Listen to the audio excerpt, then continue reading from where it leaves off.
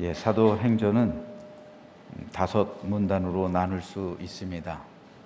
먼저 9절까지는 다메섹 도상에서의 박해자 사울을 향한 부활하신 예수 그리스도의 현현에 대해서 기록하고 있고요. 그리고 19절까지는 다메섹 제자 아나니아를 통한 사울의 회복과 세례 받음이, 그리고 20절에서 22절은 회심한 사울의 다메섹 사역을 기록하고 있고요. 23절에서 31절까지는 사울의 다메섹 탈출과 예루살렘 귀경 및 고향 다소에로의 피신에 대해서 기록하고 있고요. 마지막으로 32절에서 43절은 베드로의 팔레스틴 서부 지역 순회 전도 사역을 기록하고 있습니다. 이 가운데 오늘은 25절에서 27절, 특별히 25절 말씀을 좀 살펴보겠습니다. 그의 제자들이 밤에 사울을 광주리에 담아 성벽에서 달아내리니라. 그리고 26절, 사울이 예루살렘에 가서 제자들을 사귀고자 하나 다 두려워하여 그가 제자됨을 믿지 아니하니 바나바란 사람이 중재를 해서 이제 사울과 주의 제자들을 중재해서 만나게 하는 그 과정을 기록하고 있습니다. 25절에서 26절까지는 그냥 우리는 읽었지만 시간적으로 보면 3년의 공백이 있어요. 즉 25절, 그의 제자들이 밤에 사울을 광주리에 담아 성벽에서 달아내렸다. 그리고 사울은 학자들에 의하면 아마도 아라베아 광야로 들어갔을 것이다 라고 추론을 해요. 그래서 그곳에서 햇수로 3년 동안 훈련을 받았다라고 합니다. 그리고 3년 후에 26절로 이어지는 거예요. 예루살렘으로 간 거예요. 그래서 주의 제자들과, 주님의 제자들과 사귀려고 했지만 누구도 만나주질 않아요. 그랬을 때 바나바란 사람이 사울을 데리고 가서 주의 제자들에게 친교하게 하는 그 장면을 말하고 있는 겁니다. 그러니까 25절에서 26절은 3년이란 공백이 있어요. 저는 특별히 오늘 25절에 대해서 좀 살펴보려고 합니다. 왜냐하면 사울이 그리스도인이 되는 과정 가운데, 그리고 사울이 전면에 나서서, 이제 사도행전 후반부는 바울의 기록이잖아요. 사울이 바울이 되는 과정과 그리고 바울의 기록인데, 바울이 어떻게 기독교 역사에 있어서 이렇게 큰 역할을 할 수 있었는지, 그 과정 가운데 보면요, 물론 모든 것이 다 하나님의 은혜죠. 전적인 하나님의 은혜입니다. 100% 하나님의 은혜예요. 하지만 하나님께서 그 은혜를 위해 쓰신 사람들이 있어요. 사울을 바울 되게 하는 과정 가운데 쓰신 사람들이 있는데, 오늘 사도행전 9장에서 대표적으로 등장하는 사람이 2명 있어요. 아나니아와 바나바입니다. 먼저 아나니아에 대한 기록이 1절에서 9절에 기록되어 있죠. 사울에게 안수를 해줘요. 그리고 사울의 눈을 뜨게 하고 성령으로 충만하게 하고 또 세례를 준 사람이 아나니아예요. 그래서 그리스도인이 되게 한 사람이 아나니아란 인물이었습니다. 아나니아가 이렇게 할 수 있었던 이유는 환상을 봐요. 기도 가운데 환상을 봅니다. 그리고 하나님의 음성을 직접 들어요.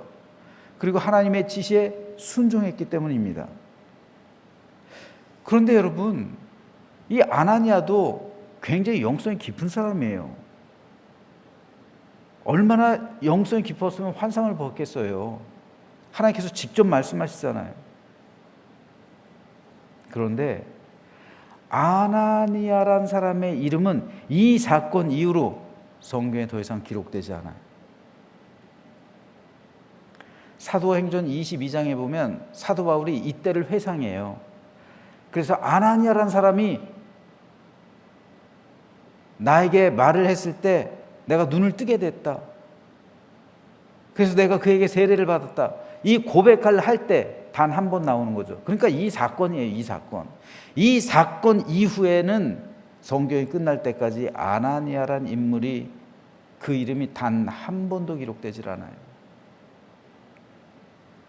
사실상 이후로 아나니아의 행적은 감추어진 거예요.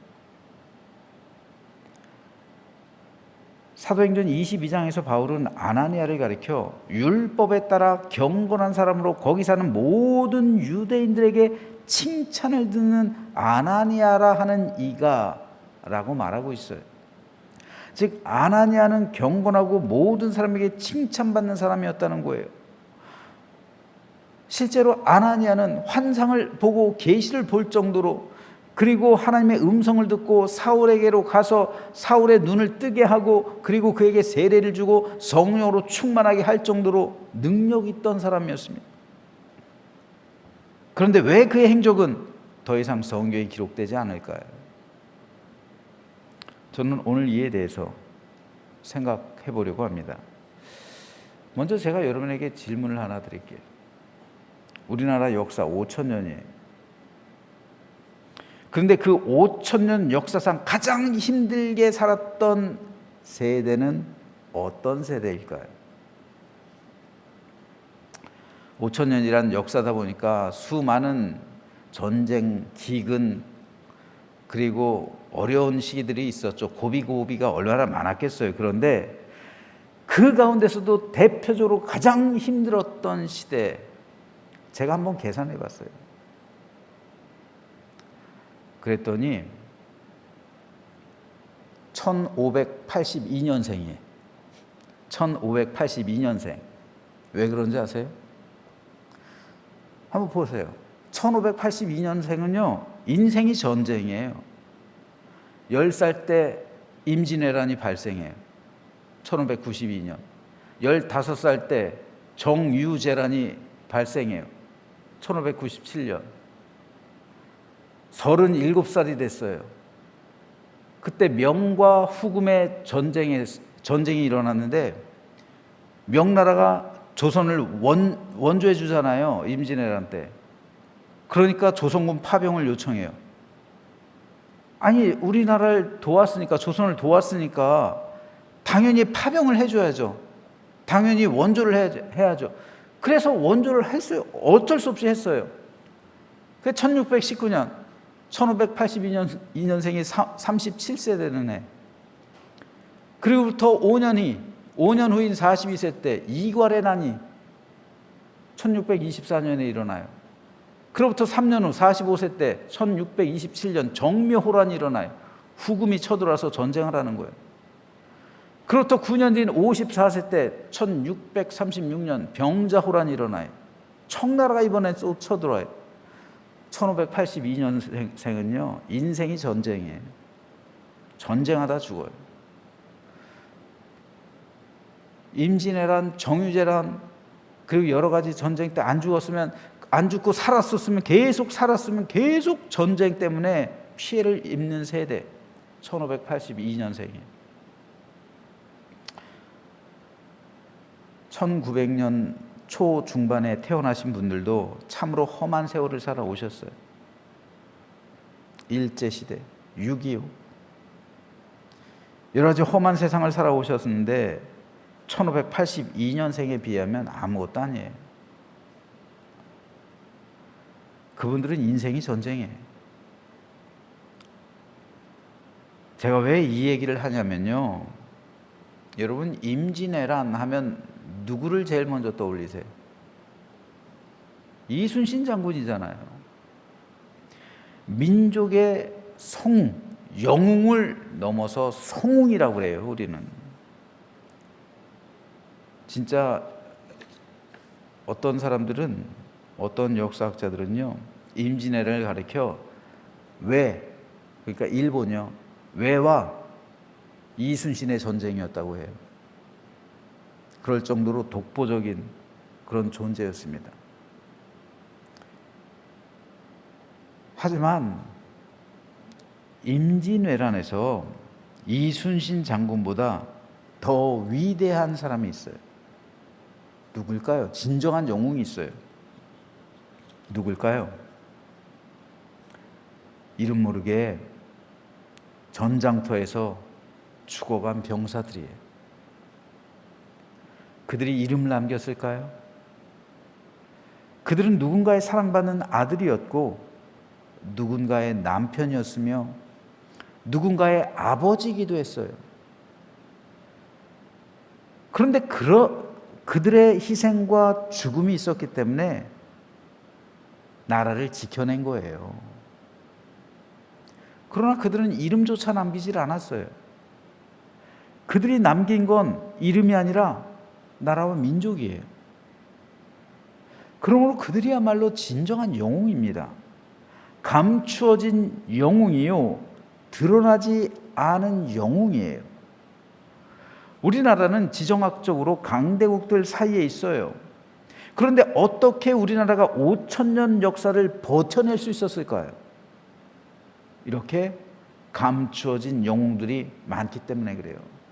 그래서 1582년생 저렇게 큰 전쟁이 있었는데 이분들이 다 의병으로 뛰어드는 거예요. 의병, 이름 없이 죽어가는 사람들이에요. 우리나라는 환란이 일어날 때마다 의병들이 일어났어요.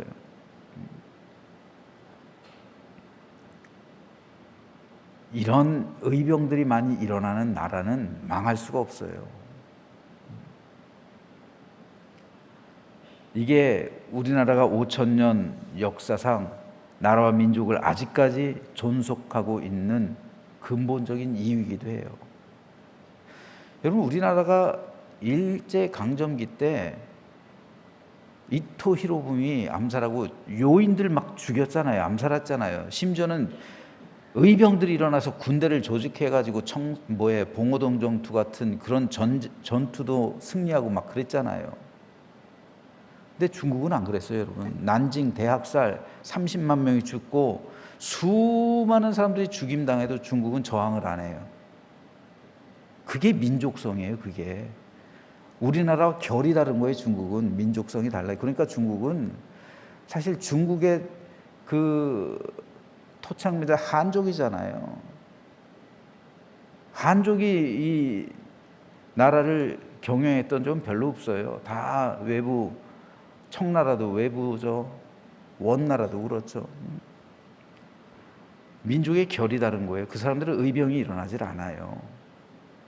근데 우리나라는 의병이 일어나고, 아쉬운 거는 조금만 더 시간이 있었으면 우리나라가 독립을 우리나라 스스로의 힘으로 쟁취할 수 있었을 텐데 그게 조금 아쉬워요.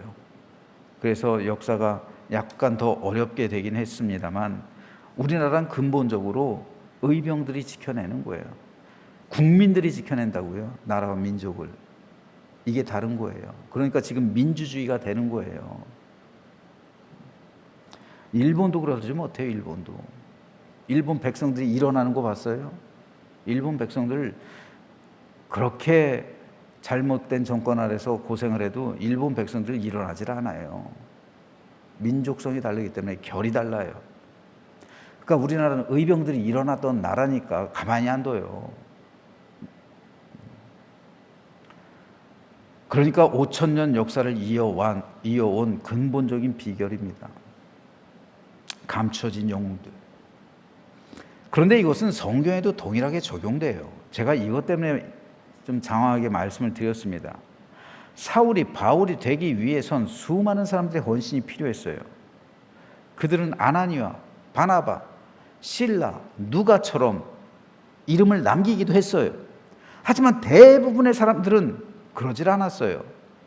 다시 한번 오늘 보면 25절에 보면요, 그의 제자들이 밤에 사울을 광주리에 담아 성벽에서 달아내리니라. 제자들의 이름 밝히지 않아요. 이 제자들은 사울의 목숨을 살린 사람이에요. 근데 이들의 이름이 나타나고 있습니까? 오순절 마가 다락방에서 120명에 달하는 제자들 성령 세례 받죠. 그런데 그 이름들이 성경에 기록되고 있어요? 몇몇을 제외하고선 120명의 이름을 우리는 기억 못해요. 성경에 기록하지 않아요. 한번 생각해 보시죠. 그러면은 사울이 1차, 2차, 3차 전도 여행을 통해서 수많은 교회를 개척하죠. 수많은 사람을 세워요. 그리스도인이 되게 합니다. 그렇다면 사울이 전도한 사람이 많았겠습니까? 아니면 120명의 제자들이 전 세계로 흩어져서 전도한 사람이 많았겠습니까? 당연히 120명이죠. 아나니아 같은 경우도 다메섹이라는 곳에서 존경받던 사람이에요. 모든 사람에게 칭찬받던 사람이에요. 그리고 성령으로 충만한 사람이에요. 그가 전한 복음, 그 한 사람이 다메섹이라는 곳에서 전한 복음, 그 120명이 그렇게 퍼졌다고 생각해 보세요. 당연히 120명, 그리고 그 외에도 이 사울의 제자들과 같은 사람들, 이름 없는 그리스도인들이 헌신을 함으로 전도한 사람이 훨씬 더 많죠. 비교할 수 없는 거예요. 바로 이들이 감추어진 영웅들이란 말입니다. 오늘 본문에서 아나니아라는 사람 역시 바울이 눈을 뜨게 한 사건 때문에 성경에 기록되어 있긴 했지만 이후로는 다신 등장하지 않아요. 성경 속에서 감추어진 거예요. 그런데 이들이야말로 진짜 영웅이란 말입니다. 바울이 이순신 같은 존재라면 그 아래서 이름 없이 죽어간 수많은 백성들이 바로 이름 없이 빛도 없이 하나님께서 맡기신 사명의 길을 걸어간 사람들이에요. 그러나 이들의 이름은 성경책에 기록되지는 않았어요. 하지만 중요한 것은요, 성경책에는 기록되지 않았지만 생명책에는 기록됐다고요. 이게 중요한 거 아닐까요? 하나님께서는 결코 하나님을 향한 그들의 사랑과 헌신과 열정과 충성과 희생을 잊지 않으신다는 말입니다. 그래서 요한계시록에서 주님은 이렇게 말씀하세요. 이기는 그에게는 내가 하나님의 낙원에 있는 생명나무의 열매를 주어 먹게 하리라. 이것은 모든 그리스도인들, 이름 없이 빛도 없이 자기에게 맡겨진 사명과 그 일을 묵묵히 감당해내는 이름 없이 빛도 없이 그 길을 걸어가는 우리들에게 주시는 주님의 위로의 말씀이에요. 또 이렇게 말씀합니다. 이기는 그에게는 내가 감추었던 만나. 여러분, 왜 자꾸 이기는 이란 말을 7번 나와요? 왜 그래요? 각 교회들에게 주시는 말씀이잖아요. 각 교회들마다 이기는 사람이 있단 말이에요. 그래서 그 이기는 자에게 주님께서는 이런 만나를 주시는 거예요. 우리 교회 가운데서도 이기는 사람이 있어요. 그 이기는 사람에게 이런 약속을 주신다고요. 이기는 그에게는 내가 감추었던 만나를 주고 또 흰 돌을 줄 터인데 그 돌 위에 새 이름을 기록한 것이 있나니 받는 자밖에는 그 이름을 알 사람이 없느니라. 또 이기는 자와 끝까지 내 일을 지키는 그에게 만국을 다스리는 권세를 줄 것이다. 이기는 자는 이와 같이 흰 옷을 입을 것이요 내가 그 이름을 생명책에서 결코 지우지 아니하고 그 이름을 내 아버지 앞과 그의 천사들 앞에서 시인하리라. 이기는 자는 내 하나님 성전의 기둥이 되게 하리니 그가 결코 다시 나가지 아니하리라. 내가 하나님의 이름과 하나님의 성 곧 하늘에서 내 하나님께로부터 내려오는 새 예루살렘의 이름과 나의 새 이름을 그의 위에 기록하리라. 이기는 그에게는 내가 내 보좌에 함께 앉게 하여 주기를 내가 이기고 아버지 보좌에 함께 앉은 것과 같이 하리라. 이렇게 7번에 거쳐 각 교회들에서 이기는 사람에게 이런 약속을 주시는 거예요. 저는 하나님께서 맡기신 일에 대해 이름 없이 빛도 없이 그 길을 걸어가는 모든 성도에게 이런 놀라운 은혜와 축복이 임하게 되기를 소망합니다. 저와 여러분은 사도 바울이 될 수 없어요. 사도 바울처럼 위대한 인물로 성경에 기록되지 못할 겁니다. 하지만 우리는 바울의 이름 없는 제자들이 될 수는 있는 거예요.